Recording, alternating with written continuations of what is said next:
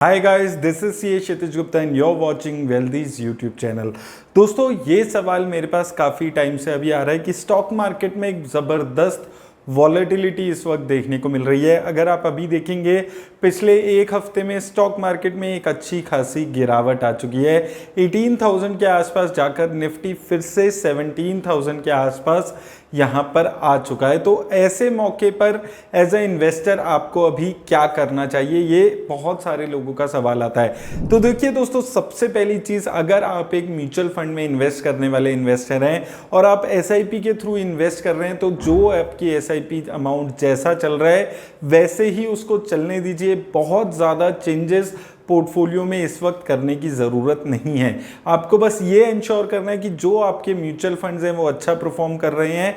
जो आपके mutual funds हैं वहाँ पर वो म्यूचुअल फंड्स अपने बेंचमार्क इंडेक्स को बीट कर पा रहे हैं या नहीं, ये चीज़ देखनी बहुत ज़्यादा ज़रूरी है।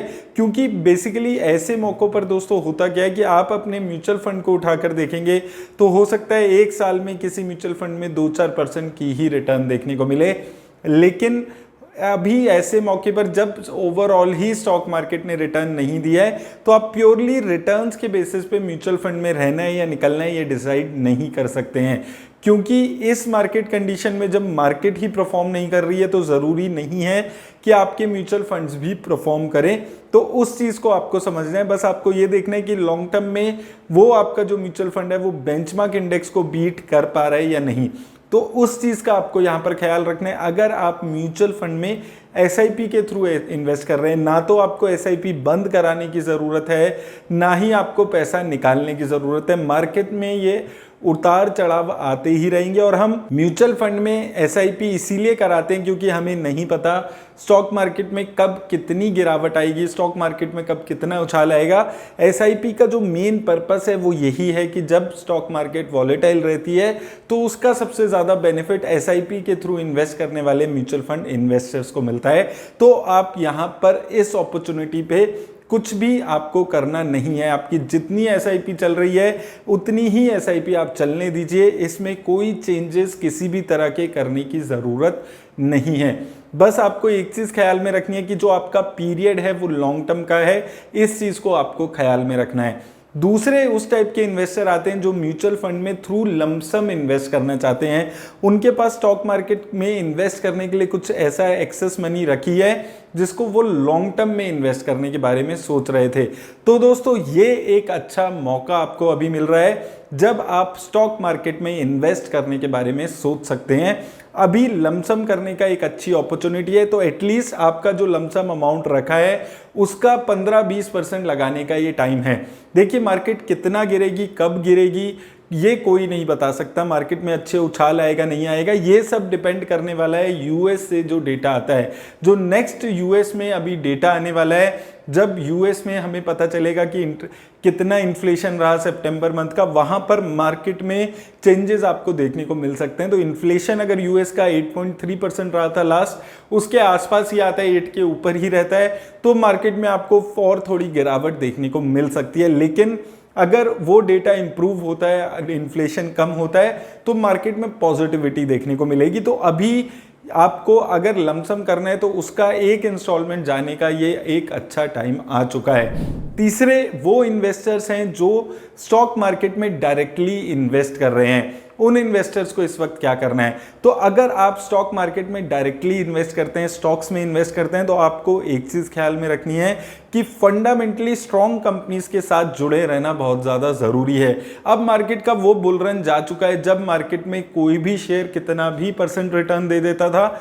अब जो फंडामेंटली स्ट्रॉन्ग कंपनीज हैं, जो अच्छी कंपनीज हैं, वो ही आपको इस गिरती मार्केट में अच्छी रिटर्न्स देने वाली है। तो आपको अच्छी कंपनीज को चूज करना है और वहां पर अपना पैसा लगाना है। प्योरली ये नहीं देखना है कि कौन सा स्टॉक कितना गिरा हुआ है। आप काफ़ी सारे इन्वेस्टर ये बेसिक गलती इस वक्त करते हैं कि स्टॉक कितना परसेंट गिरा हुआ है, कोई स्टॉक मान लीजिए 50% गिरा हुआ है, 60% गिरा हुआ है, ये देखकर सिर्फ इन्वेस्ट कर देते हैं म्यूचुअल उन कंपनीज में। तो ये गलती आपको नहीं करनी है। फंडामेंटली स्ट्रॉन्ग कंपनीज बहुत कम परसेंटेज में गिरती हैं, लेकिन इनका अगर कम परसेंटेज में गिरना भी एक ज्यादा अपॉर्चुनिटी होता है खराब कंपनी के ज्यादा गिरने से। तो वो चीज को ध्यान रखिए, क्योंकि जो खराब कंपनीज हैं जरूरी नहीं है वो अपना ऑल टाइम हाई अब लाइफ टाइम में भी कभी छुएंगी या अभी 2-4 साल में छुएगी।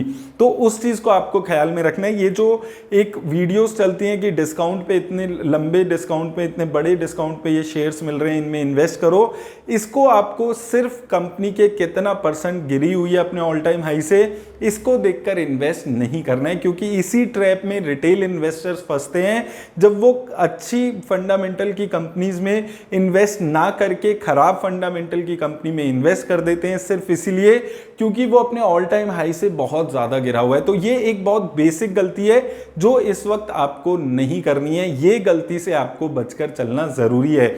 और उसके साथ साथ दोस्तों देखिए, ऐसी मार्केट कंडीशन जब लगातार कभी मार्केट गिर जाती है, कभी 2-2%, 3-3% गिरावट आ जाती है, ये मार्केट आपको एक सबसे बड़ी जो सीख देती है वो ये देती है कि आपको अपने रिस्क के हिसाब से ही इन्वेस्ट करना है। कितना रिस्क आप म्यूचुअल फंड्स में ले सकते हैं, स्टॉक मार्केट में ले सकते हैं, उन सब चीज़ों को समझकर आपको इन्वेस्ट करना है। अगर आपने जितना भी पैसा लगाया वो इक्विटी में, इस वक्त आपको डरने घबराने वाली फीलिंग आ रही है कि मार्केट में 1% 2% की गिरावट आती है तो आपको डर लगता है, तो इसका साफ मतलब है कि आपने जो भी इन्वेस्टमेंट की है वो अपने रिस्क प्रोफाइल के हिसाब से नहीं की है। तो वो चेंज करने का भी समय आ चुका है। आपको अपने रिस्क के हिसाब से इन्वेस्ट करना है। देखिए, स्टॉक मार्केट में उतना ही पैसा लगाना है जब मार्केट में 2-4-5% की गिरावट, 10% की गिरावट आपको परेशान ना करे। अगर आपको इस वक्त मार्केट में जो वॉलेटिलिटी देखने को मिल रही है, जो गिरावट देखने को मिल रही है, वो परेशान कर रही है, उससे आपको डर लग रहा है, तो आपको सीरियसली अपने रिस्क प्रोफाइल को देखना जरूरी है। आपको एक चीज समझनी है कि आप बहुत ज्यादा रिस्क लेने वाले इन्वेस्टर नहीं हैं, और अगर आप ज्यादा रिस्क लेने वाले इन्वेस्टर भी हैं तो भी आपने अपने रिस्क से ज्यादा पैसा स्टॉक मार्केट में लगाया हुआ है, तभी आप मार्केट के 2-4-5% गिरावट से डर रहे हैं। तो उस चीज को आपको यहां पर ख्याल रखना है। और देखिए, अभी जैसा माना जा रहा है कि 2022 में इंटरेस्ट रेट हाइक हो रहे हैं, अभी और इंटरेस्ट रेट हाइक होंगे 2023 में, ये अपर लेवल पे इंटरेस्ट रेट हाइक रख के छोड़ दिए जाएंगे। यूएस यूरोप में हो सकता है रिसेशन आ सकता है। तो ऐसी बातें अभी मार्केट में चल रही है। अभी कितना ये चीज हो पाती है वो चीज देखने की रहने वाली है। लेकिन आपको एक चीज समझकर चलनी है कि अगर आप लॉन्ग टर्म के लिए इन्वेस्ट कर रहे हैं तो ही ये मार्केट अभी आपके लिए। अगर आप सोच रहे हैं 1 महीने 1.5 महीने के लिए इन्वेस्टमेंट, तो अभी थोड़ा सा आपको यहां पर बचकर चलने की जरूरत है, क्योंकि बहुत ज्यादा वॉलेटिलिटी देखने को मिलने वाली है। तो उम्मीद करता हूं इससे आपको एक क्लैरिटी मिलेगी कि आपको क्या क्या चीजें इस वक्त करनी है, और उस हिसाब से आप अभी चीजें परफॉर्म करेंगे। दोस्तों, वीडियो में आगे बढ़ने से पहले मैं आपको बताना चाहूंगा एक ऐसे प्रोडक्ट के बारे में जो आपको दे रहा है 9.2% की इंटरेस्ट रिटर्न्स। जी हां, 9.2% की रिटर्न्स, और ये फिक्स्ड रिटर्न्स होंगी।